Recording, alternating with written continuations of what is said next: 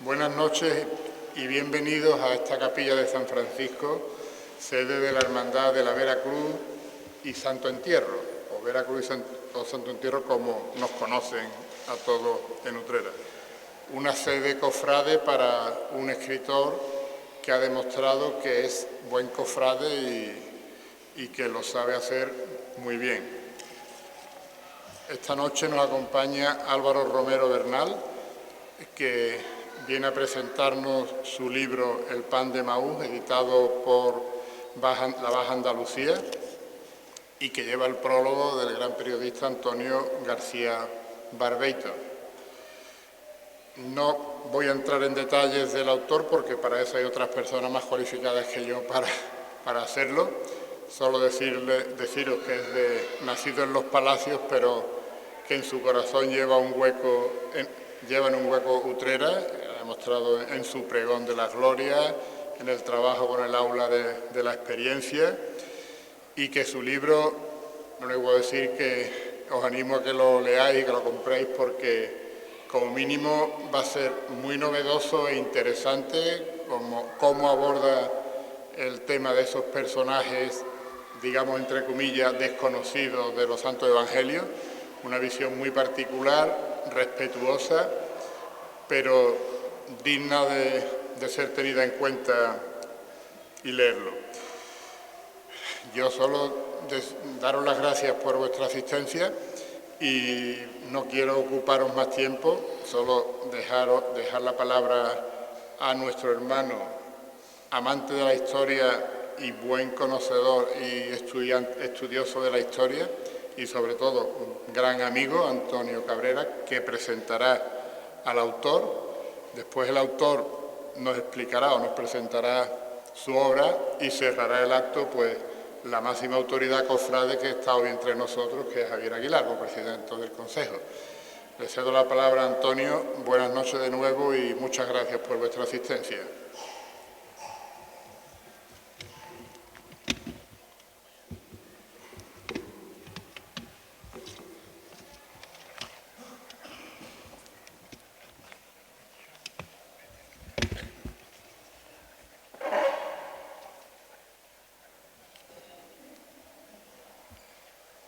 Ante todo, buenas noches.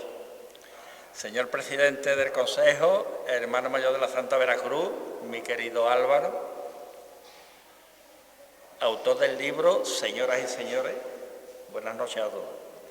Es para mí un gran honor estar aquí presentando este libro y le doy por eso las gracias a Álvaro por su confianza, a la Hermandad y al Consejo por su colaboración y a todos vosotros por estar aquí presentes. Esto es el librito, el librazo, depende de cómo lo miremos. Y vamos a hablar del autor. El autor es muy conocido, no hace falta mucho, entonces yo he hecho un pequeño resumen.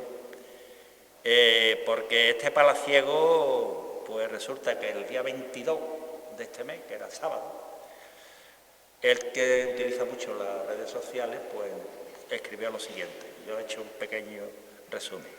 Dice, hoy cumplo 45 años y 6 meses. Y como no sé hasta cuándo andaré por este mundo, y ya he superado la barrera de los años en que uno se considera maduro, me ha dado por pensar que hoy atravesaba sin darme cuenta apenas el ecuador de mi vida. Si ha sido así, que nunca lo sabré, solo quiero que el peso de la vida que me queda por vivir pese todavía más que la que ya llevo en el zurrón. Bueno, pues vamos a ver zurrón. A ver lo que hay en el zurrón. Viene a decir que no puedo ahondar mucho, porque si no estaríamos aquí un rato muy grande, y su tiempo lo dedica fundamentalmente a 3 grandes pasiones: la familia, con Marina y los 3 niños, que es su mayor tesoro, a la que cuida y ama. Su profesión, que es vocacional, como profesor de literatura y lengua, en este caso está en el Instituto Almudeine de los Palacios, y después con el aula de la experiencia en la Universidad de Sevilla. Además es doctor en periodismo por la Universidad de Sevilla. Y ahora viene ya, digamos, el gozo de los ratos libres, que es lo que hace es complementar con lo anterior. Veamos este último. Estamos ante un ser humano creador y muy activo, que continuamente está en movimiento, ya que lo mismo escribe una novela que un relato, que un ensayo, que un poemario o coordina enciclopedia. Vamos a ir pasando hojitas.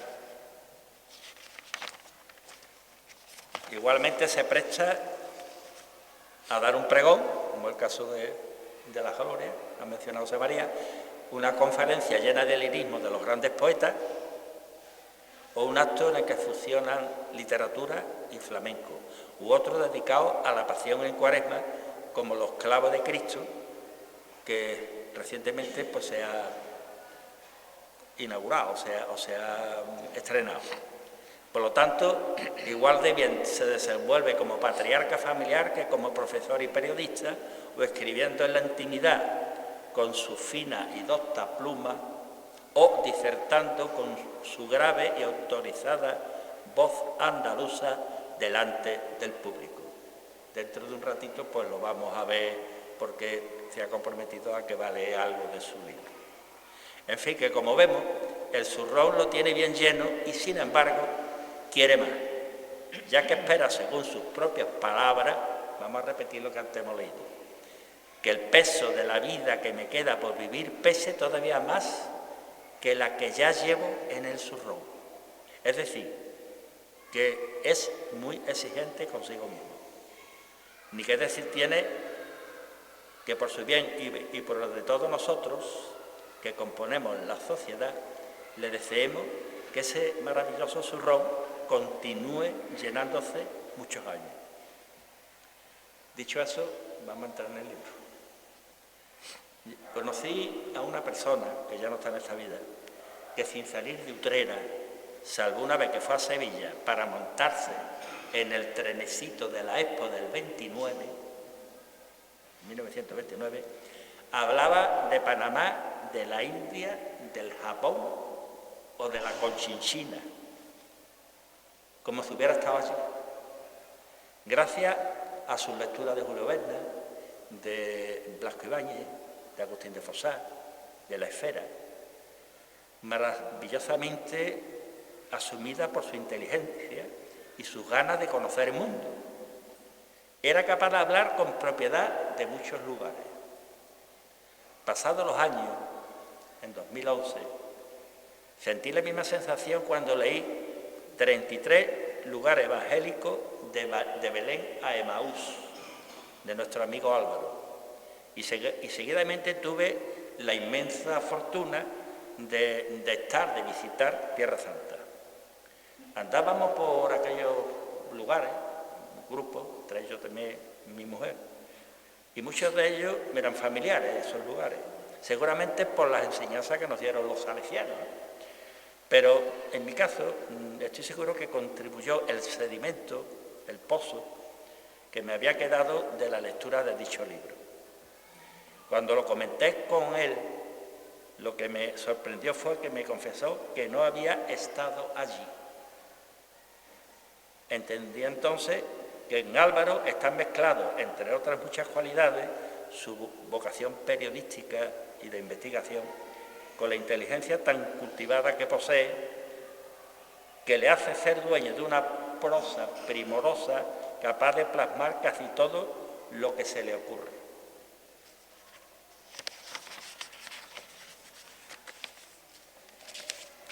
14 años después llega el Pan de Emaús, hasta aquí, del cual la crítica y la acogida han sido fabulosas, tanto en los sitios que se ha presentado como en los que no se ha presentado, por las redes sociales y por todo lo que tenemos hoy, ¿no? Tras un magnífico prólogo del maestro Antonio García Barbeito, aparecen 100 y pico de páginas de una obra singular, literatura de ficción que recrea y humaniza a Jesucristo y a 12 personajes secundarios, más el apóstol Tomás. 12 es un número mágico. Las 12 tribus israelitas, los 12 apóstoles, las 12 estrellas de la aureola de la Virgen, los 12 meses del año, los 12 signos del zodiaco.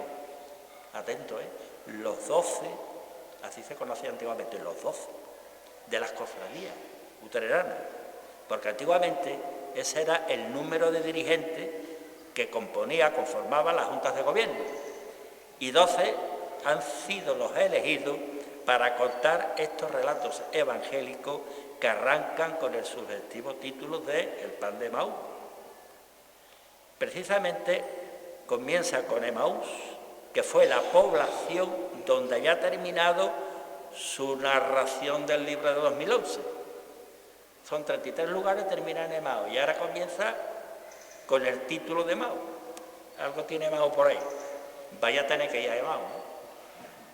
En dicha línea se dice que era una ciudad que distaba de Jerusalén unos 13 kilómetros, igual que ustedes y los palacios, casualidad, al noroeste, tal como detalla el evangelista San Lucas en uno de sus episodios más mágicos que contienen los evangelios en su relato de las apariciones de Cristo una vez resucitado.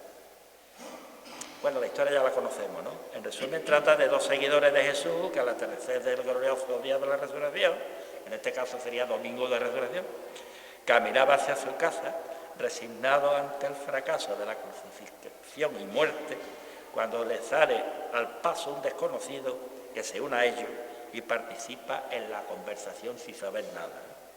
Al final termina cenando con ellos y bendiciendo la mesa y el pan, de manera que los reconocieron y el Señor desapareció de su vista. En un principio, cuando empecé a leer el libro, me frotaba los ojos y me preguntaba si algunos pasajes nuevos para mí habían sido tomados o no de los evangelios apócrifos. Después entendí que el autor no buscaba eso. No necesitaba apoyarse en viejas publicaciones más o menos heterodoxas, sino lo que pretendía era recrear con detalles unos acontecimientos que pudieron suceder por cotidiano y por sencillo, llevados a cabo por gente humilde y del pueblo relacionado con el Señor. Así se observa en este nuevo libro, escrito con respeto y dignidad. Judíos de hace 2 milenios, con expresiones y comportamientos actualizados, incluso con expresiones nuestras, algunas llenas de fino humor.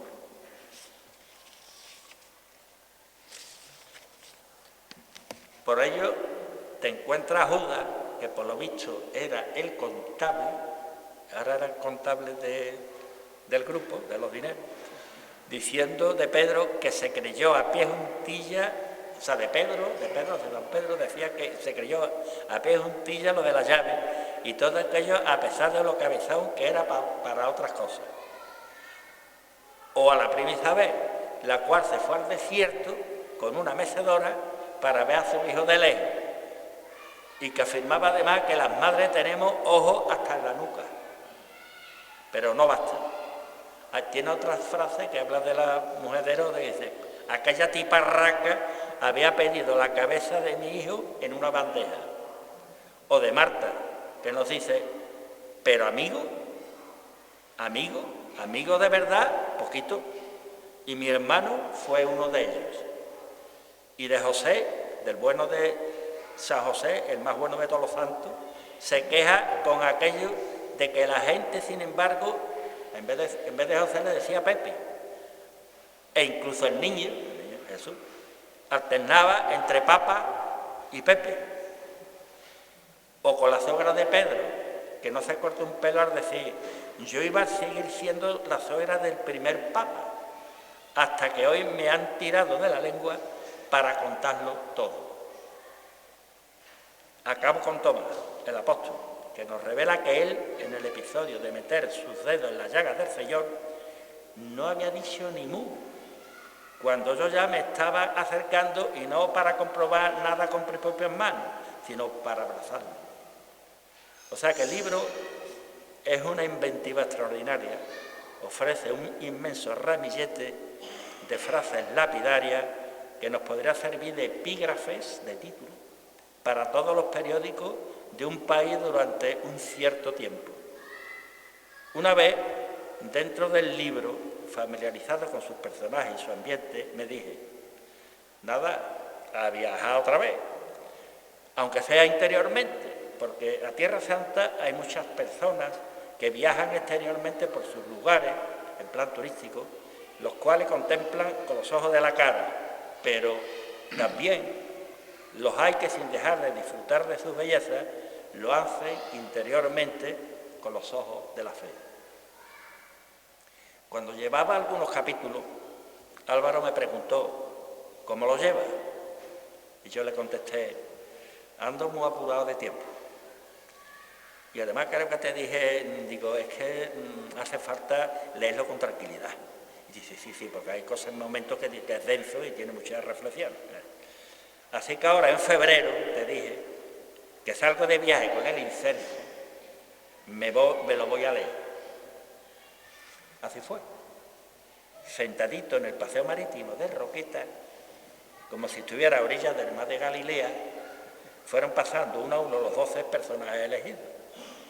De vez en cuando miraba al horizonte para mirar y para oír el mar y acordarme de aquellas aguas benditas. Monólogo tras monólogo, relato tras relato, todos individualizados, cada uno contando y dando su versión de su historia y en algunos casos quejándose del San Benito que le hemos colgado eternamente, como por ejemplo el caso de Judas, ¿no? El traidor, el máximo traidor. Él se queja por eso. Tras cada apartado paraba y descansaba para una corta reflexión. La psicología de los personajes lo requería, ya que te dejaba sus mensajes más o menos como hacemos cuando un predicador termina de predicar, su sermón, su homilía. Remata la obra con la intervención número 13 del apóstol Tomás, que es el que ha convocado a los 12 porque sabe que son eternos, simplemente por haberse relacionado con Jesucristo, aunque sea levemente. Con eso es suficiente para alcanzar la eternidad, estos personajes. Y ahora hay unas curiosidades que podemos ir viendo. Dice, a su vez, de los 12, la mitad están relacionados directamente en la pasión. Judas, el centurión, Malco, Cirineo, Dimas y Nicodemo. Los otros 6, Isabel, Marta, José, la suegra de Simón Pedro, el primer papa, la adúltera y Cleofás, según los evangelios, tuvieron contacto con el Señor en otros momentos, como es el caso de este Cleofás, seguidor de Cristo, que hace un resumen de todos sus compañeros porque también tiene un confidente que es Mateo. Pero bueno, es otra historia. Todo queda completado con el apóstol Tomás, como digo, y su intervención final deja claro que esta colección de testimonios cayó en mis manos tantos siglos después que solo se me ocurrió ponerla al alcance de los cristianos para que ninguno alimentara mi fama y crea desde ya en el pan de vida. Asimismo, en los 13 apartados, por curiosidad, he repasado las situaciones en las que el Señor cruza su mirada con los protagonistas, menos Isabel, José y Cleofás, salvo error u omisión, los demás describen lo que sintieron ante esa mirada divina y tan extraordinaria. Un imán era la mirada de Cristo para Judas, cuando lo llamó. Inquisitiva para Marta, cuando dijo que su hermano olía mal. Reconfortante para la suegra de Pedro. Fijamente lo miró, aunque la dejó en tierra. A la mujer adúltera, que al final no sabe uno si es adúltera o no es adúltera. Pero bueno, enmudeció ante su mirada, según el centurión. Oscilante y pantanosa, cuando cruzaron sus miradas en el Calvario para Malco. Malco es el que le corta la oreja a San Pedro. Mirada lúcida cuando agonizaba a Cristo. según el Cirineo, cómplice de las miradas entre dos crucificados, paradigma. Estaban los dos crucificados y se miraban, ya muriéndose. Mirada fija con afán hipnótico para Nicodemo, y para Tomás, Jesús le clavó la mirada cuando se encontraron tras resucitar. Cuando leáis estas líneas, os daréis cuenta de que el autor es un buen conocedor de los evangelios, que empezó a escuchar cuando crecía, vestido de monaguillo, en las iglesias de su pueblo. Ahí ya empezó a coger onda. Sin embargo, como él mismo confiesa, el Pan de Emaús no es exactamente un libro religioso, aunque parte de unos personajes muy secundarios de los evangelios, ni una novela, aunque pudiera funcionar como tal, ni un libro de relato, aunque cuente con hasta 12 testimonios que no van a dejar indiferente al lector. Personalmente, considero que es un libro actual, sobre un asunto histórico y religioso de enorme trascendencia para nosotros. Y es actual porque tiene dos características que lo hace asequible, que lo adapta a las exigencias de ahora. Los personajes secundarios que trata son casi anónimos y lo hace de manera breve. Veamos el porqué. Desde el punto de vista histórico, hoy existe la tendencia de realizar trabajos sobre personas desconocidas, casi anónimas, para las historias locales, por lo que se investiga en archivos municipales, en archivos de hermandades, en parroquiales, en los protocolos notariales, con el objeto de escribir la microhistoria que en definitiva conforma la gran historia de las ciudades y de los países.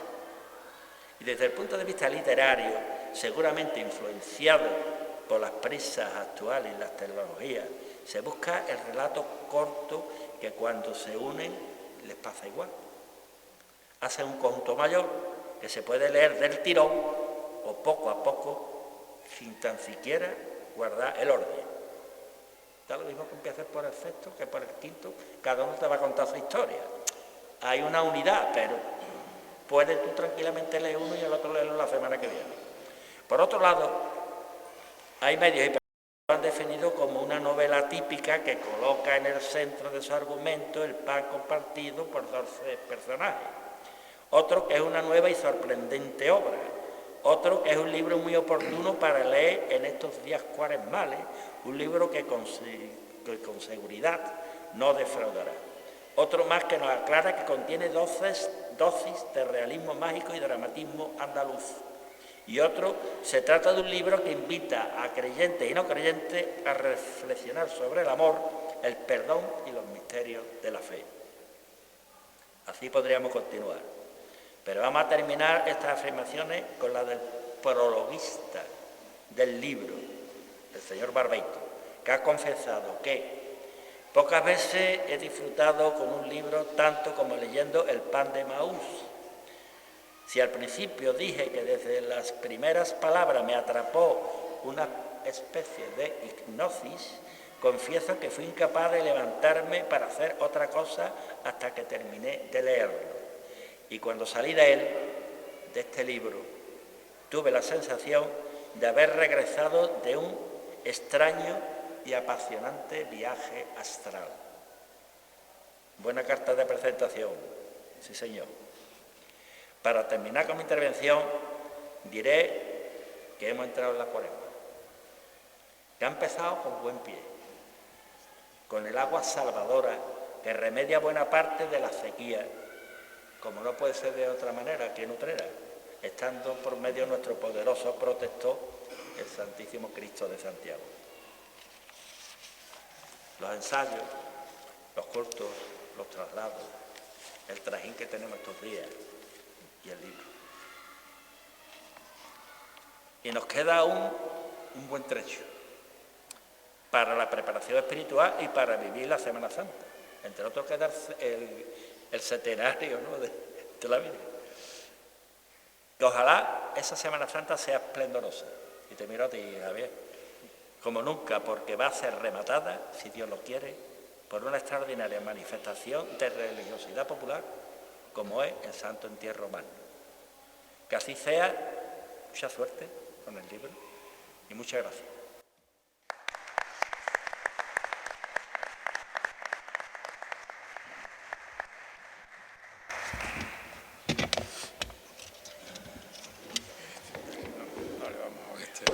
Este es el que vale, ¿no? Exactamente. Bueno, muy buenas noches, muchísimas gracias a todos los presentes en esta maravillosa iglesia de San Francisco, empezando por nuestro anfitrión, el señor José María Gálvez Merello, que ha tenido la amabilidad y la calidez de, sin conocerme, a través del amigo Antonio, pues acoger la presentación de este libro en este día maravilloso de Cuaresma, en este jueves, aquí en Utrera, una ciudad a la que, bueno, se ha dicho por activa y por pasiva en las intervenciones anteriores, yo le tengo un cariño y un afecto especial, y además me parece que lo he demostrado en estos últimos 15 o 20 años, porque las relaciones con la ciudad a nivel cultural, educativo, etcétera, pues han sido bastante prolíficas, ¿no? No le he dado un abrazo al amigo Antonio porque está muy lejos, y porque el protocolo aquí parece que no pegaba demasiado levantarse uno y darle un abrazo, pero me han dado ganas de darle un abrazo, sobre todo por esa magnífica interpretación, ese magnífico análisis que ha hecho de un libro que se nota que ha saboreado, yo creo que incluso más que el propio prologuista, ¿no? Antonio García Barbeito también me enorgullece el que yo no lo conocía, salvo como ustedes de leerlo en la columna del ABC o escucharlo alguna vez en la radio y tal, y cayó en sus manos el manuscrito y bueno, este hombre pues está encantado con el libro y yo estoy encantado de haberlo conocido gracias al libro. A mí siempre me encanta conocer a gente gracias a la literatura, no gracias a otras cuestiones, sino directamente a lo que uno escribe o a lo que otros amigos o compañeros escriben, ¿no? Y muchas gracias, por supuesto, también al amigo Javier Aguilar, a cuyo hermano, además, tuve el honor de conocer y tratar durante algunos años en el aula de la experiencia, y a él mismo, pues, desde que me ficharon para hacer aquella especie de pregón, el año que no hubo pregón, el año de la pandemia, que hicimos Pandemia y Esperanza, la lírica de la pasión, que todo esto tenía ya que ver, ¿no? Pues bueno, luego también me llamaron para hacer el pregón de las glorias de María, que el año pasado pues hice con mucho gusto y parece que gustó, porque bueno, luego pues la verdad que la amistad a través otra vez de literatura, ¿no? Porque un pregón no deja de ser una pieza literaria cargada evidentemente de fe y de profundidad en lo que uno focaliza, que en este caso era la Virgen María y en otros casos pues era la Pasión de Cristo, ¿no? Y también a partir de ahí pues se ha creado una amistad de la que yo me enorgullezco, porque además Javier está entre Sevilla, entre Utrera, y también en Sevilla nos unen grandes amigos y grandes referentes culturales y cofrades, etcétera, ¿no? Y bueno, no sé si se me olvida darle las gracias a alguien más, pero fundamentalmente a ustedes que han venido para hablar del libro y para bueno, tener la oportunidad de ver cómo se presenta el libro y de leerlo a continuación. El Pan de Maús, el análisis que ha hecho Antonio, a mí me parece súper acertado y además me alegro de que incluso el propio Antonio, tan cristiano, tan cofrade, tan historiador, tan sabio en suma, reconozca o por lo menos cite y traiga a la palestra que no solamente es un libro religioso, aunque evidentemente también es un libro religioso, ¿no? Eso denota en su lectura, también lo ha denotado en la lectura de otros amigos y otros lectores en estos días o en esta semana, desde que el libro está en la calle, que, bueno, en primer lugar, que el libro realmente tiene todos esos condicionantes, es decir, que es una obra literaria profunda y que tiene todas esas aristas para que las declaraciones que oigo a diario pues sean a veces muy distintas, pero todas ciertas, ¿no? Todas compatibles con la verdad, ¿no? Ha hecho referencia Antonio y ha hecho con la mano así, ¿no? Incluso gestualmente, cuando ha dicho que yo estaba empapado de los evangelios desde que era así, efectivamente, ¿no? Y desde que era monaguillo en la parroquia de mi pueblo, de Santa María la Blanca, donde yo como niño, bueno, entonces era más típico, quizás más atípico decir hoy que atravesé toda mi infancia y toda mi adolescencia larga hasta prácticamente los 16 años en que ya me avergonzaba que se me quedara saltona, ¿no? la sotana, pues de monaguillo, pero hechizado quizá por el mundo de la plástica, por el mundo del arte, ¿no? De la historia del arte, que se resume en la historia del cristianismo, en el caso de España, en el caso de Andalucía, ¿no? En el caso de nuestra tierra, ¿no? Pero yo siempre digo que sería de la historia del arte sin la historia del cristianismo, ¿no? Seguramente se nos caerían los palos del sombrajo, ¿no? Y yo cuando tenía 8, 9, 10 años, 11, 12, que fui ya un poco más consciente y tal, recuerdo que también quedé hechizado por la magnífica potencia de los relatos, no solamente de los evangelios, que evidentemente, sino también de otros libros, cuando descubre uno, ¿no? en la adolescencia, que Biblia significa precisamente conjunto de libros y que ahí teníamos una biblioteca, ¿no? Una biblioteca de 70 y tantos libros entre el Nuevo y el Antiguo Testamento, ¿no? Y yo, desde la perspectiva cristiana, evidentemente, y cultural en la que estamos inmersos, también recuerdo ya en la adolescencia, con los 14, con los 15 años, cuando uno se hace lector voraz, ¿no? Y yo era un lector voraz con esa edad. Recuerdo que después con los 20 y tantos ya no leía tanto, ¿no? Porque hacíamos otras cosas, ¿no? Pero uno recuerda con mucho agrado ese tiempo mágico, ¿no? En que uno lee de todo y, entre otras cosas, pues también la Biblia, ¿no? Ahora uno echa la vista atrás y se recuerda a sí mismo con 13 años o 14, ¿no? Y leyéndose por segunda vez la Biblia al completo, ¿no? Y parece algo un poco surrealista, ¿no? Pensando nosotros que también nos dedicamos a la docencia, pues un chaval con 13 o 14 años de hoy, ¿no? Que se lea la Biblia no una vez, sino otra vez también, ¿no? Hechizado y que pare, que haga calas en algunos libros que son auténticas novelas, o novelas cortas, novelas ejemplares, podemos decir casi con lenguaje cervantino, en algunas de estas, en Jonás o en Job, o en algunos de estas maravillosas libros que además atienden a todos los géneros, desde la lírica más apabullante como el Cantar de los Cantares, o los Salmos, o historias verdaderamente novelescas, o aterrizando en los Evangelios. Digo aterrizando porque es una cosa mucho más cercana, solamente 2000 años, o 1900, o 1800 años, ¿no? La diferencia que hay, por ejemplo, entre unos Evangelios y otros, porque tenemos el Evangelio, los canónicos me refiero, ¿no? Tenemos el de Mateo y el de Marcos, que fundamentalmente son evangelios hasta cierto punto parecidos. Luego tenemos esa maravilla literaria, ¿no? Que a todos nos encanta. Yo creo que incluso cuando estamos en el Viernes Santo, en la iglesia, ¿no? A todos, más creyentes, menos creyentes, o en cualquiera de las latitudes que puede haber o coexistir en la iglesia, a todos nos hechiza el relato de Juan, ¿no? Juan es un escritor extraordinario. Y a mí siempre me ha hechizado más particularmente todavía Lucas, ¿no?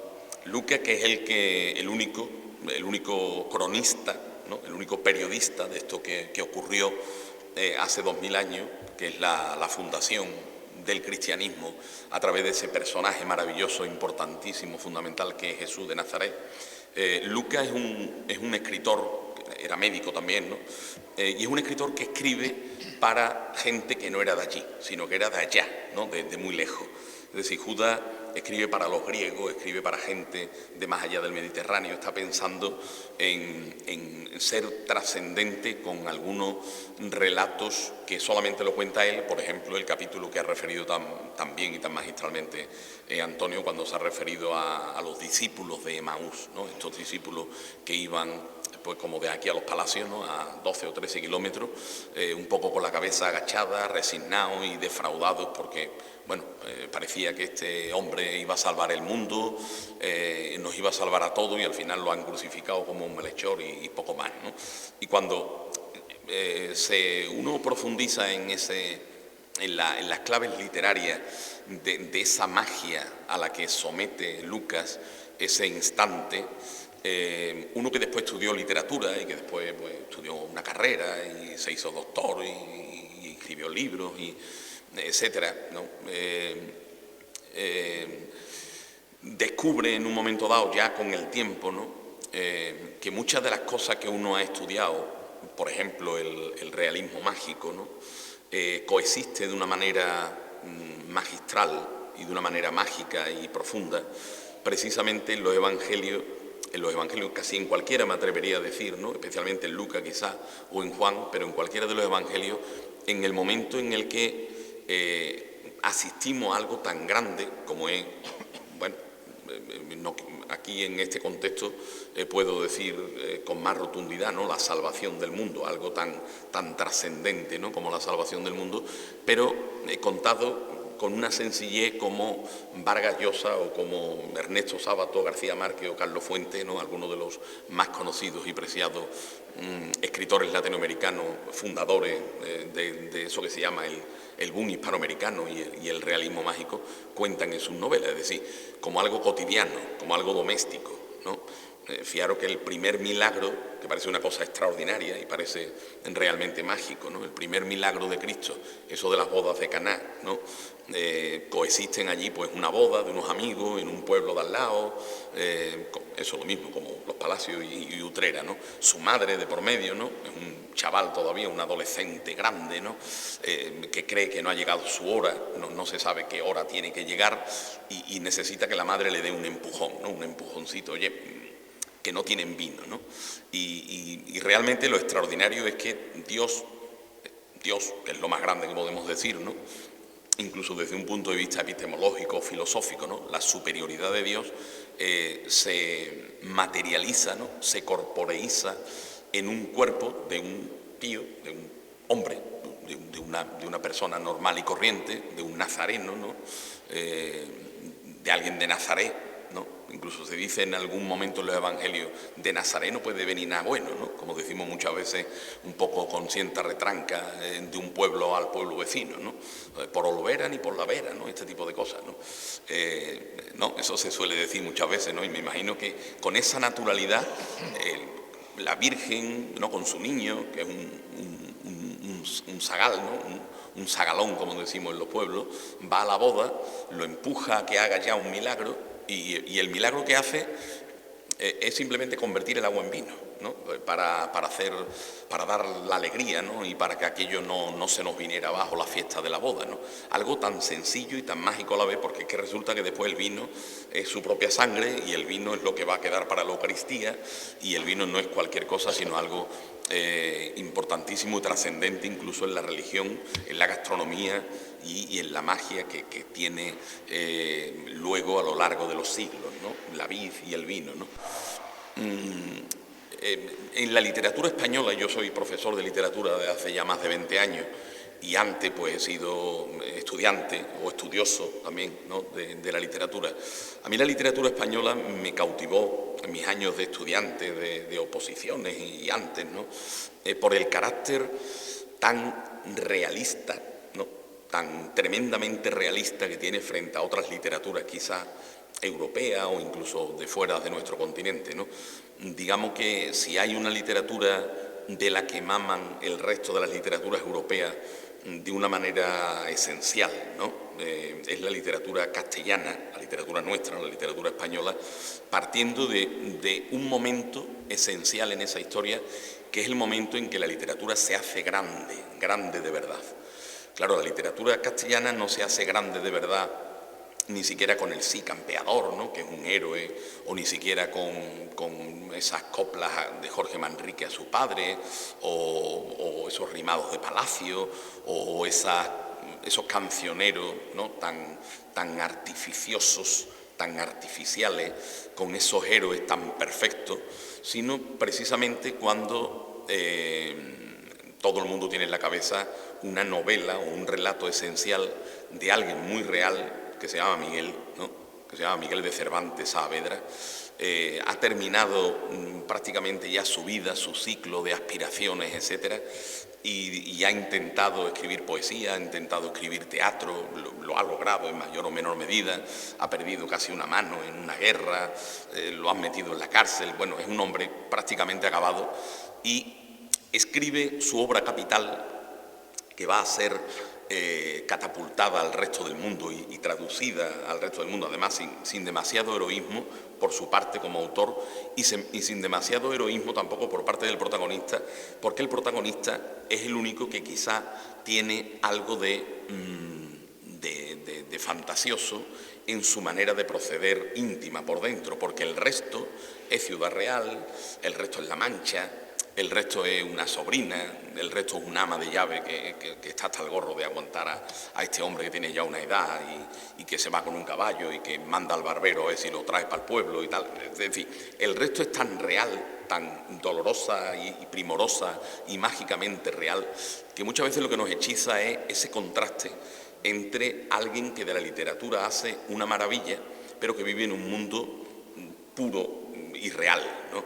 Pero es que además esa novela procede, o sea, o hunde sus raíces en verdaderamente la novela esencialmente, y aquí hay algunas compañeras, ¿no?, que son compañeras mías de literatura, además lo saben, ¿no?, que es una novela anónima, todavía más sencilla, cortísima, ¿no?, breve como este libro, que se llama El Lazarillo de Torme, ¿no?, de un antihéroe que es una persona que es un don nadie absolutamente, ¿no? Alguien que no puede ni el padre porque no tiene, ni la madre porque no tiene de dónde, ¿no? Lo da con un ciego, termina en una iglesia buscando pan, buscando una longaniza, buscando simplemente combatir el hambre, ¿no? Si hay un protagonista en El Lazarillo de Torme, o hay un protagonista también en Sancho Panza, que es otra especie de pícaro, ¿no?, de persona de carne y hueso, ¿no?, de carne y hueso con el que nos identificamos, es el hambre, simplemente el hambre, ¿no? Algo tan básico como tener hambre y querer entrar en una aventura para eso. Bueno, el libro se llama El pan, ¿no?, El pan de Emaús.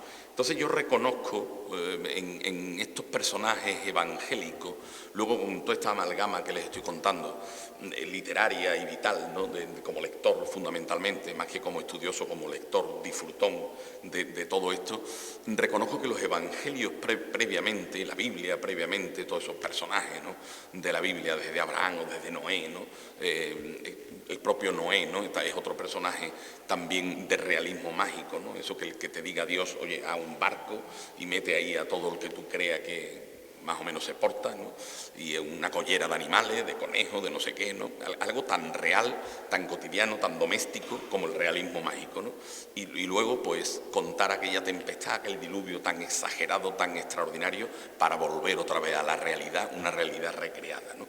Quiero decir con todo esto que cuando yo miro hacia atrás en la literatura más primordial de cuando yo, eso, era con 8 o 9 años, ¿no?, y leía o escuchaba, primero no leía tanto, primero escuchaba y después me puse a leer, ¿no?, estaba ahí ya, ¿no?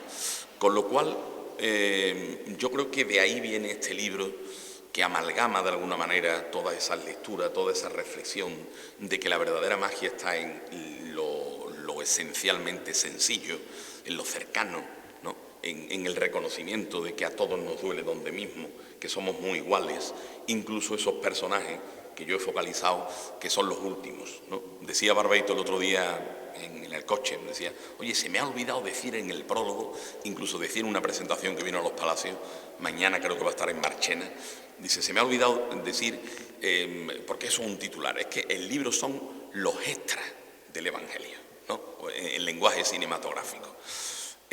Bueno, pueden ser los extras, pueden ser también en un lenguaje de Buñuel, Los Olvidados, ¿no?, que es una película de Buñuel maravillosa, los últimos, ¿no?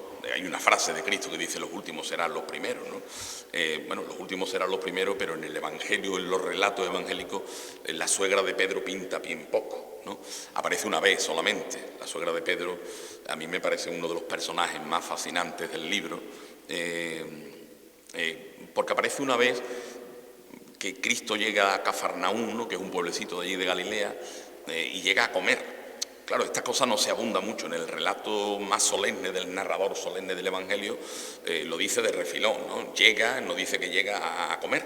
Claro, y los otros 12 que lleva detrás, pues también tenían hambre, eran pescadores, ¿no? Empezando por el yerno, ¿no? Por Pedro, ¿no? Y dice que la mujer estaba en la cama. Claro, eso revoluciona un poco porque no está la mesa puesta, ¿no? Claro, este tipo de cosas sencillas que uno infiere detrás de lo que se cuenta ahí, porque simplemente dice, la suegra de Pedro estaba indispuesta, Cristo se acerca, le toca la mano, se le va la fiebre, la mujer tenía fiebre, y se pone a servirle. Punto. Se acabó la suegra de Pedro, ¿no?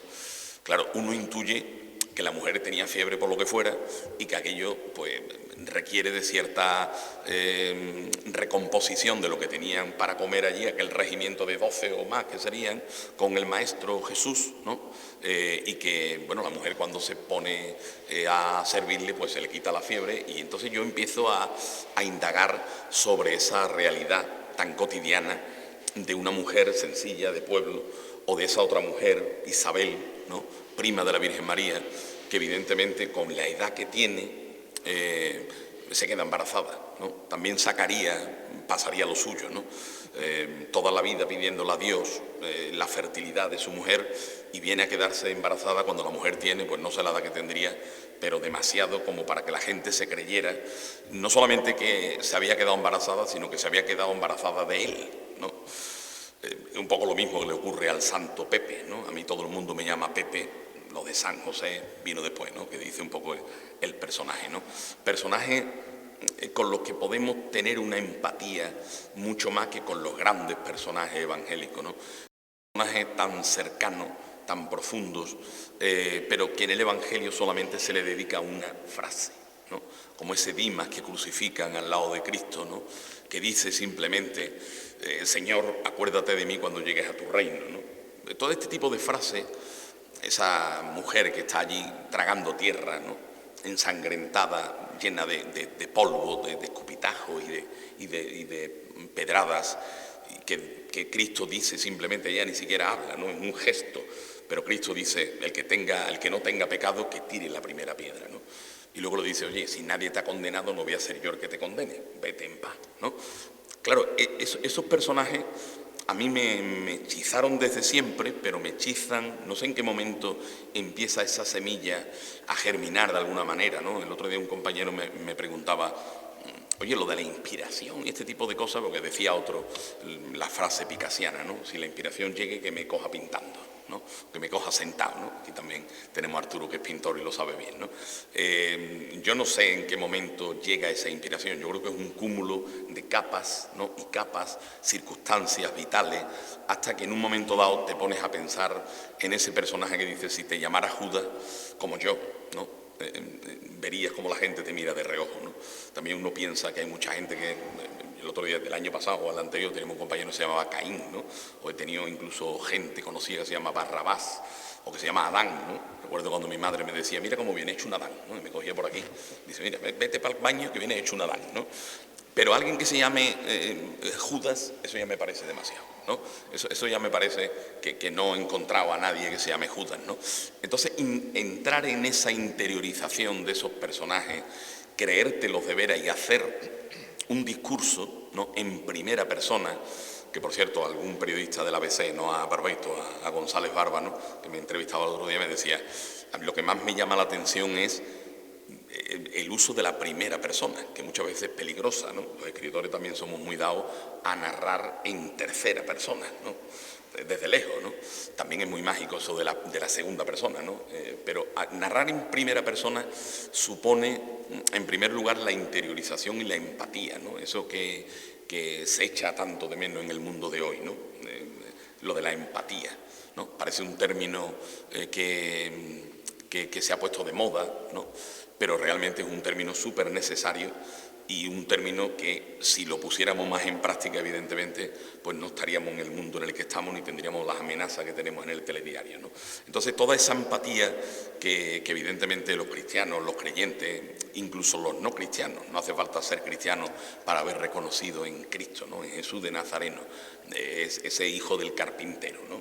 Si este es el hijo del carpintero, ¿cómo va a ser Dios? Si este es el hijo del carpintero de la esquina, ¿no? Es decir, esa cotidianidad con la que los propios evangelios y los propios personajes evangélicos construyen estos personajes, que encima encontramos buceando por los textos evangélicos personajes que son no secundarios, sino terciarios de cuarta categoría, porque simplemente aparecen una vez, la mayoría de las veces para el engrandecimiento del propio Cristo, porque hace el milagro, o no le hace ni siquiera un milagro, sino que le cura una fiebre, que lo puede hacer hoy un paracetamol, ¿no?, y se pone a servirle, ¿no?, como la suegra de Pedro, ¿no? Además, una relación familiar quizá tan vilipendiada como la palabra suegra, ¿no? No la madre de Pedro, sino la suegra de Pedro, ¿no? O la mujer o la hija, sino la suegra de Pedro, ¿no? Empecé en un momento dado y fui sacando personajes. Pensé primero hasta 10, luego evidentemente el número 12 pesó. Luego me acordé de aquello del manuscrito encontrado y todo esto con Tomás, porque me parecía también que Tomás, también como un personaje secundario, quedaba muy mal parado en los evangelios con eso de ahora porque mete el dedo crees, ¿no? Bueno los que creen sin haber visto, ¿no? Pero tú que has tocado y has metido el dedo, ¿no? Me parecía también un personaje un tanto perdedor, ¿no? Yo creo que la literatura española, la literatura que nosotros conocemos y que hemos engrandecido, por eso empezaba por ahí, se ha engrandecido a sí misma precisamente a partir de los antihéroes, de los personajes últimos, de los donnadies, ¿no?, de los nadies, como decía también aquel autor hispanoamericano, ¿no? Y yo creía que la magia estaba ahí, y el reto desde luego ha sido entrar en el pellejo de una mujer como Isabel o de una mujer como Marta, ¿no?, que si secundario es Lázaro, al que resucita, más secundaria es su hermana María, que está a los pies de Jesús, ¿no?, escuchando al maestro, y más secundaria es ella, que cuando protesta porque los cacharros están encima de la mesa y la hermana no le echa ni cuenta, se queja al Señor: oye, ¿no te importa que mi hermana esté ahí nada más que escuchándote y tengo yo aquí el fregado hasta arriba? Y Cristo encima le dice: Marta, Marta, ¿qué te preocupa de las cosas que no son? ¿No? Y eso lo tiene aquí Marta, ¿no?, en el costado, decir: oye, encima que yo estoy, encima me va a tocar a mí este papel, ¿no?, este papel histórico. Yo creo que ese Marta, Marta que todos escuchamos, ¿no?, en nuestra conciencia muchas veces, ¿no?, cuando estamos en otras circunstancias nos decimos nuestro propio nombre, ¿no?, Álvaro, Álvaro, que no aprendes, ¿no?, o Marta, Marta, o Pedro, Pedro, ¿no?, que uno no termina, o estos otros personajes, ¿no?, de como he dicho antes, de Nicodemo. Bueno, Nicodemo es un personaje que a mí me parece el único culto, ¿no?, un personaje que está por encima desde el punto de vista cultural del resto, ¿no?, y me parecía muy mágico meterlo en un momento en el que él empieza su relato diciendo: fue duro velar a Dios, velarlo como un muerto, ¿no? Esa extrañeza de tener la seguridad de que Dios ha muerto, de que va a estar muerto durante 2 días y de que uno sigue vivo aquí, y que uno lo está velando, y que uno ha traído una sábana porque la ha comprado José de Arimatea, y lo hemos metido en un sepulcro que es propiedad de José de Arimatea, porque hemos tenido lo que hay que tener para ir a Pilato y decirle: oye, ¿podemos bajar el cuerpo de este hombre?, ¿no?, que nos diga Pilato cualquier barbaridad, venga, llevároslo, ¿no?, vamos a enterrarlo y vamos a envolverlo en una sábana, etcétera, ¿no? Esa carnalidad, ¿no?, o ese pensamiento de todo lo que nos cuenta el Evangelio, que lo da, por supuesto, esas inferencias, es lo que a mí me hizo, pues, construir todo esto, ¿no? Dice: yo me he comprometido. Bueno, me ha comprometido Antonio, ¿no?, a leer uno de los relatos. Él incluso me ha indicado qué relato debería ser o qué relatos deberían ser. Yo, para no aburriros mucho, prefiero, me ha dicho él me ha hablado estos días de el centurión y el cirineo, ¿no? Este hombre que vuelve del campo, otra vez la cotidianidad, ¿no? Son los dos personajes que salen en Utrera. Eso. Además, en el caso del centurión, con mucho valor, ¿no? No, sale de aquí. Sí, de esta iglesia, ¿no? Y el centurión me dice, ¿verdad? Sí, sí, por favor. Sí. Habla. Bueno, no sé si... Vamos a ver, Utrera, de los 12 personajes, los 13, por eso también al apóstol. Pues resulta que dos de ellos lo tenemos, digamos la figura secundaria más popular, el cirineo, que tiene ya nada menos que 144 años, hicimos la cuenta. O sea que en 1881, que es el año que llega aquí los salesianos, se estrena. Y bueno, pues todos los Viernes Santos salen con Jesús. Tiene muchas particularidades. Además hay que tener en cuenta que parece ser que lo hicieron en lo que es la parroquia Santiago Frente. Según los mayores de Utrera, la gente de eso decía que allí tenían el taller Escamilla. No sé si es cierto o no, pero bueno. Si es así, en esa época estaba la Veracruz en Santiago. Y ahora pidieron a Jesús Nazareno, Escamilla, Francisco Escamilla, un escultor que había aquí, lo pidió para que se lo dejara la hermandad para acoplar el misterio. Y lo tuvo un mes en su taller. Luego tenemos en Santiago a Jesús Nazareno, el cirineo, que era el modelo, un tal Modesto Colchero, que es el modelo, y además había una familia aquí que le decía la familia del modelo, y además todo eso. Después ya, 4 años después ya, la hermandad de la Veracruz se va a la parte de la calle La Fuente, ¿no? A Santo Domingo, tal y cual. Pero que es una curiosa noticia. Y después tenemos el otro, el centurión, porque el centurión que cita Álvaro es el que tiene el esclavo, el criado, y está malo, y entonces le pide por favor que lo vea, ¿ok? Y cuando va a entrar le dice, no soy digno de que entre en mi casa por una palabra tuya, pasará para la da igual. Pero además otra frase, ¿no? No soy digno de que entre en mi casa, pero una palabra tuya bastará para sanar. Exactamente. Porque me encuentro mucha gente en la iglesia que lo dice y no sabe por qué lo dice. Claro, porque se repite en la misa, ¿no? Exacto. Y además, cuando muere Cristo, pues es un centurión que Álvaro dice que es el mismo, pues entonces dice, verdaderamente este era el Hijo de Dios. Bueno, aquello se cayó el mundo, ¿no? Es que tenemos que tener en cuenta una cosa, es muy curioso, Vamos a ver, el arte, los artistas, los creadores, los literatos, los escultores, los pintores, toda esa gente nos han dado a nosotros la iconografía de todo esto.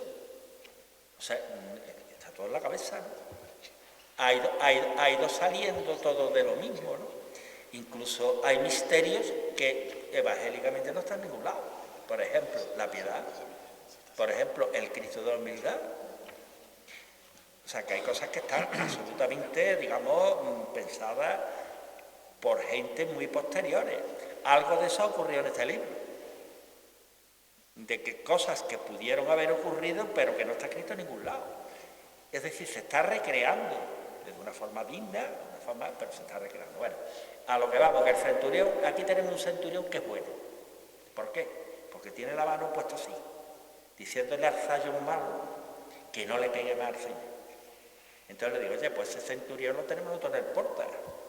El que tú dices que está Jesús y dice entra y cura a mi criado, y el otro que si está Jesús se ha muerto y tal y cual.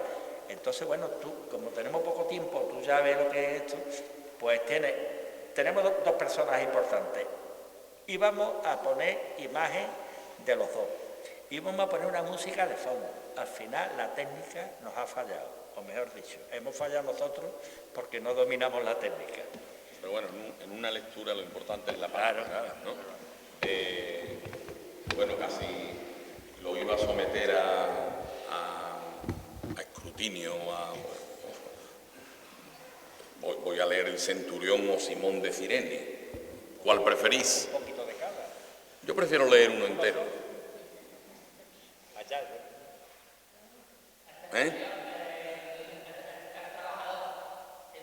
Simón de Cirene. Y obligaron a uno que pasaba, Simón de Cirene, padre de Alejandro y de Rufo, que venía del campo, a que le llevase la cruz. Eso es lo que se dice de Simón de Cirene. De otros, en otros evangelios también se dice Simón de Cirene, pero no se dice que era padre de Alejandro y de Rufo. Eso lo dice solamente Marcos, en el capítulo 15. Los demás dicen Simón de Cirene, o algunos no lo mencionan ni siquiera, y ya está. Ahí acaba Simón de Cirene, que lo obligaron a llevar la cruz cuando volvía del campo. Bueno, el relato dice así. Eran cosas de los niños, por Alejandro y Rufo, claro, eran cosas de los niños contra las que yo no dije ni que sí ni que no. Su madre podría haber explicado mucho mejor cómo sucedió, pero el caso es que Rufo llegó un día hablando del Señor y entusiasmó a Alejandro, y otro día dejaron de venir ambos a almorzar porque estaban con el Señor, se justificaron luego, dando cuenta del pan de vida, insistieron, y contaron cierta multiplicación de panes y peces, a los que yo no di crédito, porque jamás fui amigo de milagros ni supercherías, y entendí que aquella muchedumbre de la que hablaban eran los desarrapados de siempre, en busca del cariño que les había faltado en todas partes. Ya digo que yo no dije ni que sí ni que no, porque no solo fue en casa donde oí hablar de él, sino en muchas partes, desde que resucitó aquel amigo suyo llamado Lázaro. Lástima que no pueda usted preguntarle a su madre, que fue quien de verdad le siguió la corriente. Yo bastante tenía con las viñas como para ocuparme de otro profeta más. Andaba muy solo entonces con las cepas tintas, pero conforme, y solo deseaba interiormente que mis hijos no siguieran mi camino, sino que los dos fueran alguien el día de mañana. Con ese pensamiento, como otras veces, volvía del campo aquel día cuando me asaltó el estruendo de las voces de un odioso gentío contra aquel nazareno, el Señor, que había sido condenado tan injustamente, según supe luego. Se arrebujaban los gritos de la muchedumbre con las órdenes de los soldados, el estallido de sus armas contra el suelo y los llantos de tantas mujeres como lo seguían en paralelo a ambos lados de la callejuela de salida por la que yo solía regresar del campo. A él solo lo entreví como un despojo humano bajo el ropaje sanguinolento que lo cubría. Lo habían castigado tanto que ya no podía levantarse por más que lo azotaran. No sé qué fue de mi burra, tan cargada, cuando alguien me golpeó tan fuertemente en el hombro que también yo caí al suelo por la violencia del empellón. El animal buscaría la salida porque las bestias tienen su querencia. Yo no vi quién me había golpeado, pero cuando me levanté encorajinado, 2 soldados me obligaron a cargar con la cruz, que permanecía en el suelo, como una especie de ser vivo momentáneamente inerte. Pesaba tanto que justo a cargar con ella pensé en cómo se les había pasado por la cabeza que aquel moribundo pudiera llevarla por sí mismo. Yo la fui arrastrando por el empedrado y el golpeteo del madero me fue rebotando en el hombro hasta llenármelo de llagas. Me ocurrió lo mismo en el otro y solo me consolaba la idea de que no era yo, pese al dolor, quien iba a morir. Con ese alivio egoísta llegué a las inmediaciones del Gólgota, rebosante de gente que se había ido posicionando en la ladera para un espectáculo que a mí siempre me pareció del peor gusto, gente curiosa y morbosa que disfrutaba de aquel horror en el que se convertía la última agonía de unos desgraciados que iban a asfixiarse a pecho abierto y desangrados. No todos eran de Jerusalén, sino que muchos habían venido del otro lado del Mar Muerto, de Perea y hasta de la Decápolis, porque era de dominio público la ejecución de unos cuantos condenados a la crucifixión, y había grupúsculos que difundían la noticia por el sádico precio de no verse solos ante el repugnante castigo que a veces duraba más de un día. Venía zigzagueando, con la mirada baja y el sentido de la orientación perdido, y a tanta distancia de mí que me vi obligado a esperarlo, casi como un gesto de cortesía, una vez que solté la cruz en el lugar que me indicaron los soldados. Sin embargo, en cuanto estuvo al alcance de mi vista, los mismos soldados me empujaron de malos modos para que me fuera, sin dirigirme la palabra. Yo reculé sin poder dejar de mirar la escena, y le busqué la mirada porque me había ido creciendo la atosigante complicidad con aquel nazareno al que seguían mis hijos y a cuya muerte tan servil acababa de contribuir yo, sin haber dicho ni que sí ni que no a su supuesta condición de Mesías, que era lo que se contaba en los círculos en los que se movían mi Alejandro y mi Rufo. Se me ocurrió mientras tanto que mis hijos lo habían seguido a él sin mi consentimiento y que ahora él me había seguido a mí porque yo le había hecho el odioso favor de conducirlo a la muerte, facilitándole el transporte del horroroso madero en que lo iban a clavar. Me sentí tan indigno de aquel último servicio que alguien le dispensaba que cuando ya desde la cruz pidió agua y le ofrecieron una esponja empapada en vinagre, yo me acordé de mis cepas nuevas a punto de ofrecer un vino que lo hubiera consolado en aquel último trance. Y él pareció adivinar mi pensamiento porque me miró fijamente por primera y última vez al gritarle a su Padre del cielo aquello de que encomendaba en sus manos su espíritu. El grito fue tan atronador y su mirada tan lúcida que a mí no me cupo duda de que instituía en aquel instante el perdón que yo necesitaba por haber cargado con el cáliz que él, tan hombre como todos nosotros, tal vez hubiera preferido no beber. Un cáliz en forma de cruz que yo había cargado por él hasta aquella colina de los malhechores y que ahora se había ensombrecido como si se hubiera hecho de noche para siempre. Con el paso del tiempo me ha consolado pensar que eligió vino como el que yo criaba para materializar su sangre. Quise mandarle alguna señal, algún gesto que significara mi arrepentimiento por haber contribuido de una forma tan rastrera a su crucifixión, porque verdaderamente me sentí indigno de haber suplido las fuerzas que él ya no tenía, el equilibrio que él había perdido, la orientación hacia aquel lugar de la calavera al que yo jamás hubiera subido por mi propia voluntad y creo que él tampoco. Pero entonces me percaté de que conversaba con una mujer y un hombre que permanecían estáticos a ambos lados de la cruz y me fui alejando del lugar, desorientado en la oscuridad que había cubierto la tierra de repente. Fui bajando la ladera como ciego, entre la oscuridad rotunda en que se había transmutado la tarde y las risas grotescas de quienes me decían cosas que yo no entendía, muñequizados en el ínterin de sus propias caricaturas, de sus propios aspavientos sin que yo acertase a interpretarlos, abstraído como iba en mi mala conciencia de haberle puesto en bandeja al mismísimo Dios la cruz en que lo iban a asesinar. De algún modo me sentía en despreciable complot con aquellos fariseos a los que yo no había querido entender jamás con sus leyes, sus pasos y sus rezos contados, con aquellos judíos que habían tramado la injusta ejecución de un hombre bueno, con aquellos romanos que se sentían con sobrada potestad para crucificar a cualquier dios ajeno con tal de preservar el orden que nadie les había requerido en los confines de un mundo que no los había llamado, y de súbito temí por mis hijos, seguidores de aquel nazareno que multiplicaba panes, peces y vidas, pero que no había podido con su propia cruz.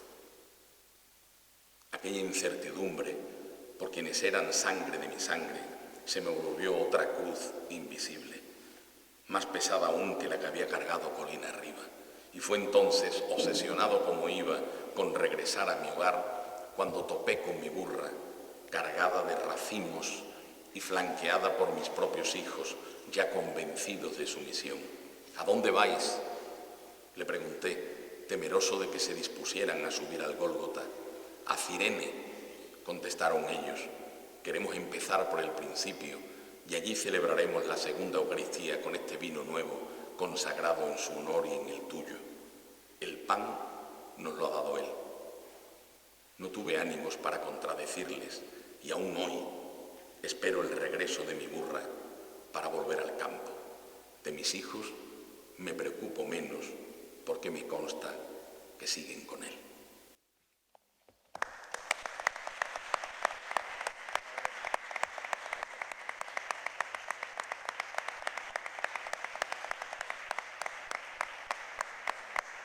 Bueno, ese Simón de Cirene, el centurión, pues podéis hacer un poco la idea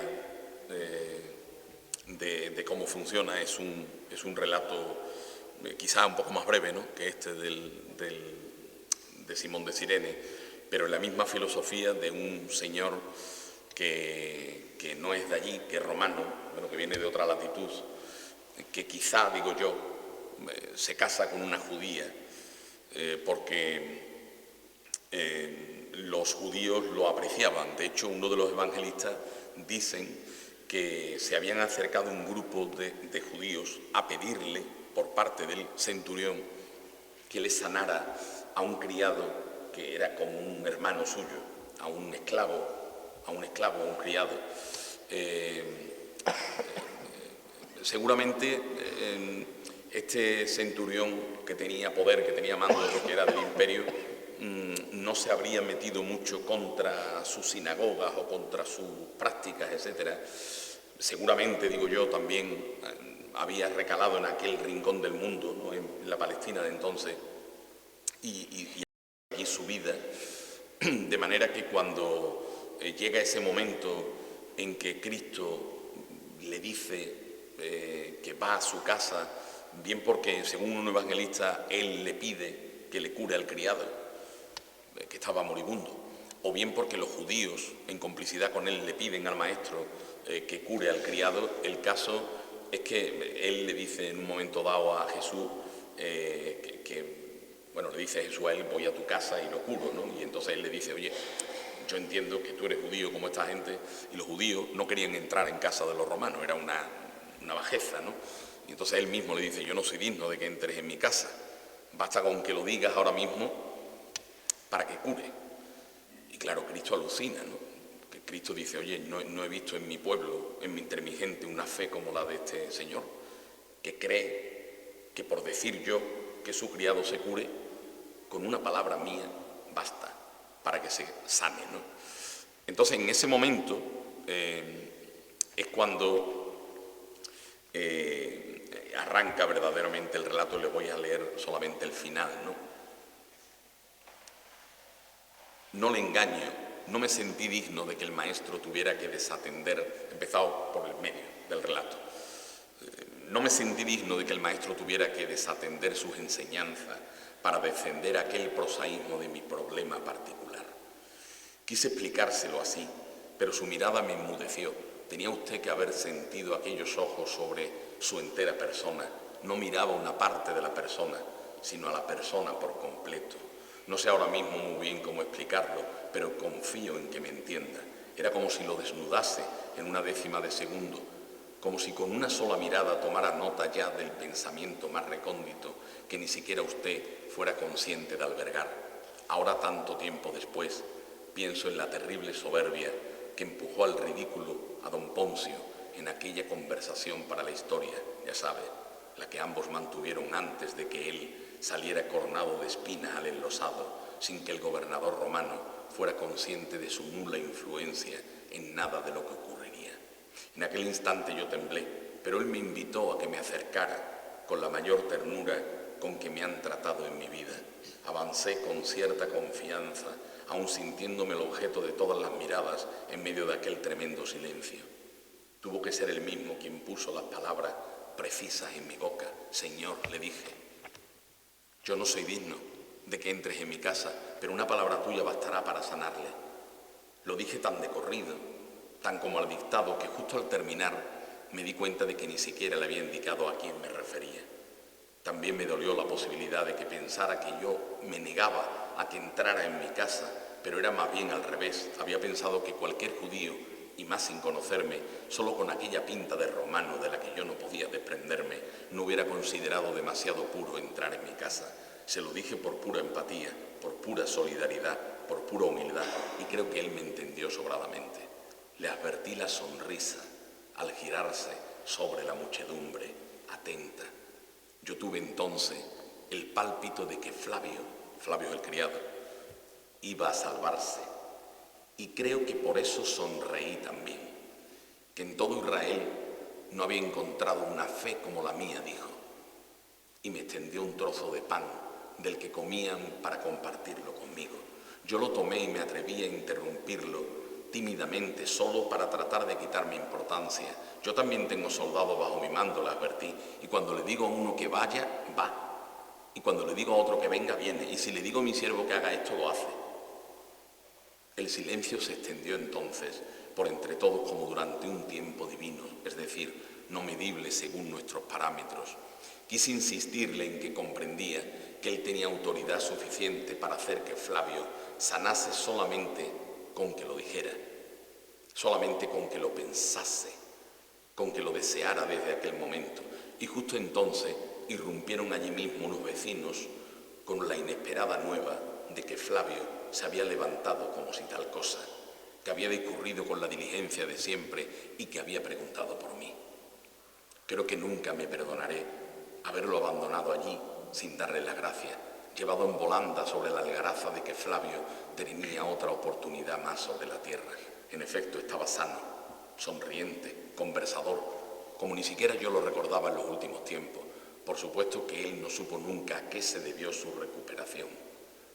Entre otras razones porque tampoco fue consciente jamás de la gravedad a la que llegó, y yo no le revelé el secreto ni en la definitiva agonía que había de llevárselo casi 20 años después. Pues para entonces yo andaba de viaje y a mi regreso lo encontré lánguidamente dormido, encogido como cuando niños nos escondíamos en cualquier cueva africana con la fantasía de que nadie pudiera descubrirnos jamás. Ante su cadáver gocé de la certidumbre que solo había sospechado tantos años atrás, cuando yo mismo presencié el instante revelador de aquella muerte tan fugaz del propio Jesús en una cruz inmensa en la que a mí me habría bastado con una palabra suya para saber que le esperaba la resurrección, pero él pronunció varias y solo para pedirle a su Padre que nos perdonara por inconscientes, incluyéndome a mí, aquel centurión al que al menos un día le había sobrado la fe como para seguir viviendo eternamente. Me volvió a sobrar en aquel instante para decirlo en voz alta, sin temor a que me oyeran mis compañeros, sin que el torrente de mi testimonio ineluctable pareciera salir de mí con la tranquilidad de no estar expresando más que una perogrullada repetida por los siglos de los siglos. Verdaderamente este hombre era hijo de Dios. Dije, y creo que todos, quisiéramos o no, empezamos a serlo de veras a partir de entonces.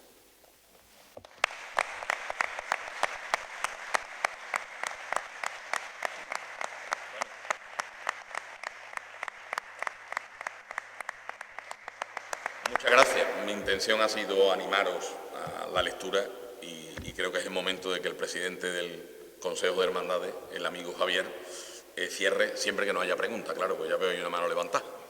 Sí, a ver, yo lo que quería preguntarte era si, la saga de Caballo de Troya y la serie Chosen han tenido algo que ver en esta obra tuya. No, nada, no, ni siquiera los he leído, lo que me dice. El Caballo de Troya lo conozco, pero no lo he leído y han influido más la literatura evangélica y otras literaturas, como he explicado antes, que esta. Podía haber sido, pero no es el caso.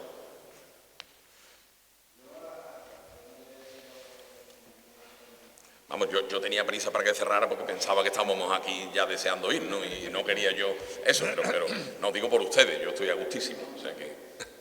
Sí, Juan Antonio. Con respecto a la que has estado aquí haciendo, la verdad que yo te sigo y te aprecio y te admiro. Lo sé. Es verdad, pero no es una cosa que sea, es una cosa de pensar, pero yo siempre digo que hay personas que buscan la excelencia, entonces son muy buenos, pero los que buscan la excelencia y son capaces de crear, tienen capacidad creativa, esos son los genios. Entonces, yo tengo una anécdota de la serie de Falla, que es la sobrina nieta de Manuel de Falla, que la tengo aquí, ¿viste? Y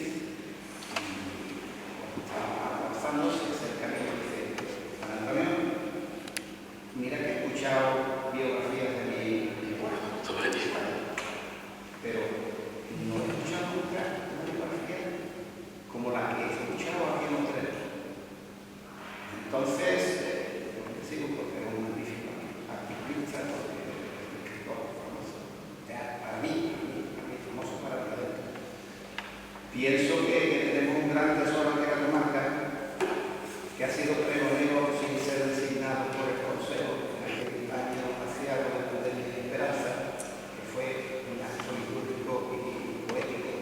de la radio y que tengan este parte especial, que, bueno, te llega un poquito tarde, porque no con el tema del sur, está modificado, no éramos grupos que no quieren participar, y que vamos a tener la ficha de contar contigo este domingo. Sí.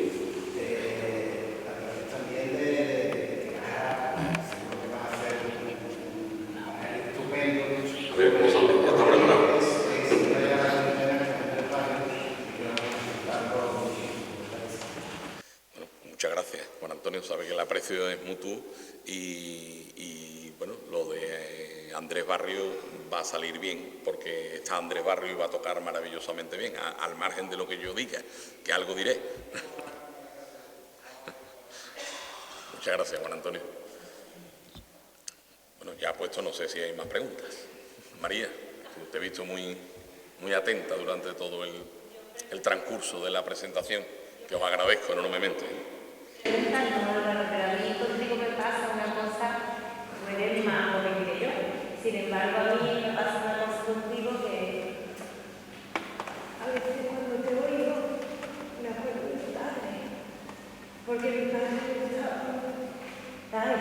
La Semana Santa, el Ferrocarril y demás, y de aquella vez que te dije con los padres, y no pasa eso cuando te veo, que me acuerdo de mi padre, pues me encanta. Me encanta que se cuente contigo, que se te dé voz, mira, ahora me ha vuelto la mía. Una buena voz que tú tienes, que te va a emocionar. Y me encanta ver cada vez que tengo la oportunidad, pues te veo y me parece maravilloso que hacer arquitectura leyendo, porque hay te voy a ver y te agradezco eso. Eres una persona que en mí es hecha, pero yo estoy convencida que eres capaz de despertar. Yo escucho una vez aquí mismo un conferencial, que ahora no me acuerdo de quién es, decir la diferencia entre un escultor y un imaginero. Y para mí tú eres un imaginero de la palabra y de la palabra. Gracias. Muchas gracias por el piropo. Muchas gracias. Pues nada, cuando leáis el libro, pues ya me contáis. Lo mismo pensáis, bueno, leí yo allí lo mejor, el resto del libro no es tan... No, la verdad que en Los Palacios leí La suegra de Simón, que a mí me hechiza mucho esa mujer. Y no sé si en otro sitio hemos leído, digo hemos a mi mujer, ¿no? Porque viene conmigo, a Isabel, ¿no? Pero seguramente mañana en Marchena leeré a Dimas, que también me parece que es un personaje fantástico, y hablando desde la cruz, ¿no? Que es una manera de igualar a los dioses y a los hombres, ¿no? Creo que más o menos así termina el relato, ¿no? De hecho, a San Dimas lo conmemoramos hace 2 días, precisamente. Hace 2 días fue San Dimas, el 25 de marzo. Muchas gracias. Javier. Bueno, pues, ¿y ahora qué digo yo? Con tanto y tan buenas palabras como hemos escuchado aquí hoy, ¿no? Bueno, alguno se puede preguntar, bueno, ¿y esto del Consejo? Pues vamos a ver, entre las funciones que tiene el Consejo, una es la de promulgar y difundir todo aquello que tiene que ver con nuestra fe y nuestra devoción. Y una de las cosas que suele hacer el Consejo son las charlas formativas. Yo creo que esto es algo más que una charla formativa, porque desde los conocimientos que ya nos viene demostrando en los últimos años que tenemos contacto con Álvaro, pues vemos ese nivel que tiene, ¿no?, de conocimiento, tanto de la escritura como de todo aquello que va con nuestras hermandades, con nuestra devoción. Y entre lo que ha comentado Antonio y lo que nos ha narrado Álvaro y nos ha contado, yo creo que esto es, como decía mi madre, que la esencia en tarro pequeño se vende, ¿no? Yo creo que esto es un tarro de esencia que estamos todos deseando de beber, de esa esencia de Álvaro, ¿no? Que, como bien decía Juan Antonio, yo lo descubrí cuando nos dio aquella exaltación poética de Semana Santa, pandemia, esperanza, que fue un acto literario magnífico, una puesta en escena genial y que estábamos en los tiempos que estábamos, de pandemia, pero que fue magnífico, ¿no? Y yo todavía tengo guardado, muy bien guardado, que gracias a los medios de comunicación, a Obitelia, a Telecable y otra web, pues tenemos ese resumen, ¿no? Y muy de vez en cuando lo suelo poner para relajarme y para darme un chute de energía, ¿no? También, ¿no? Y el pregón de la gloria, que fue también una puesta en escena y algo maravilloso. Ahí tenemos todavía algunos ejemplares, y cuando vienen algunas visitas de fuera, digo, toma, llévate esto, que esto es un regalo, y vas a ver lo bonito. Nada más que leyendo, pues es magnífico. Y con este libro, porque esa extrapolación de esos personajes, yo creo que es casi una catequesis en nuestros días, ¿no? Hoy hay muchas maneras de hacer pues catequesis, de llegar a esos conocimientos de los personajes que vivieron en la edad de Jesús, ¿no? De esa pasión, muerte y de esa resurrección. Emaús, el camino de Emaús, ¿no? Esos días después de la resurrección del Señor. Pues creo que también esto es una forma de catequizar, haciendo más humano, más a nuestros días, a estos personajes, y conocer un poquito más lo que fue la pasión, muerte y resurrección. Así que estamos deseando, yo creo que las personas que nos están viendo a través de la televisión, pues les animo a que, como yo, bueno, porque queramos disfrutar esto en estos días, en esta cuaresma, ¿no? Incluso después de la cuaresma, pues podamos entender un poco más lo que fue esos días, esos meses, esos 40 días de la pasión, de antes y después, ¿no? Pues gracias, querido Álvaro, por haber querido contar con el consejo, y querido hermano mayor, José María y Antonio, pues muchísimas gracias por hacer que el consejo también esté presente en un día como hoy, para potenciar, para apoyar y divulgar pues, lo que es nuestra fe y nuestra devoción. Muchísimas gracias a todos.